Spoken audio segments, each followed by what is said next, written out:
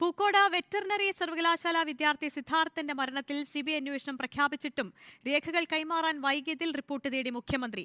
ആഭ്യന്തര വകുപ്പ് സെക്രട്ടറിയോടാണ് അന്വേഷണ റിപ്പോർട്ട് നൽകാൻ നിർദ്ദേശം നൽകിയിരിക്കുന്നത്. അതിനിടെ ഇതുവരെയുള്ള അന്വേഷണ രേഖകൾ ഇമെയിൽ മുഖേന പോലീസ് സിബിഐക്ക് കൈമാറി.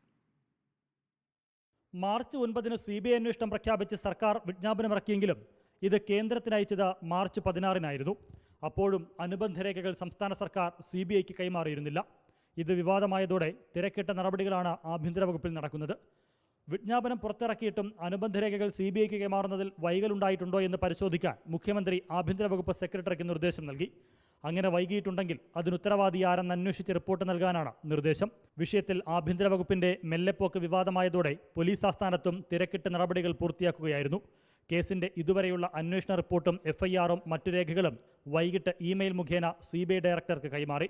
ഇതിനു പുറമെ സ്പെഷ്യൽ സെൽ ഡിവൈഎസ്പി ശ്രീകാന്ത ഇന്ന് ഡൽഹിക്ക് തിരിക്കും. നാളെ സിബിഐക്കും കേന്ദ്ര ആഭ്യന്തര മന്ത്രാലയത്തിനും നേരിട്ടും രേഖകൾ കൈമാറും.